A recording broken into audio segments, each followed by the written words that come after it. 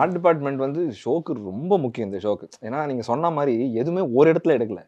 எல்லாத்தையும் 100 இடத்துல எடுத்து எல்லாத்தையும் ஸ்டிச் பண்ணியிருக்கு. ஸ்டிச் பண்ணும்போது உங்களுக்கு சீம்லெஸ்ஸா இருக்கணும்.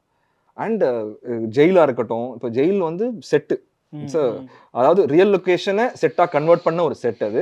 அண்ட் உள்ளுக்குள்ள ஒரு சில இதெல்லாம் ப்ராப்பர் செட். எல்லாமே எடுத்தது. ஆனா நீங்க ஷோவா பாத்தீங்கன்னா எங்கேயுமே டிஃபரன்ஸ் தெரியாது.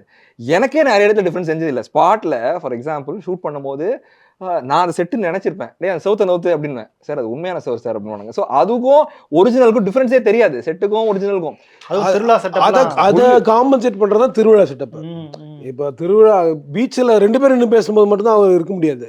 அதுலேயும் நாங்கள் போட்டை கேட்போம். அவங்க அசிஸ்டன்ஸ் யாராவது போட்டை அவங்களுக்கு தள்ளிட்டு வரணும். அநியாயத்துக்கு வந்து எங்கேருந்து தண்ணியில் தள்ளிட்டு வர்றது போட்டை பின்னாடி வந்து நிற்கணும். அப்படி ஒன்று இருக்கும்.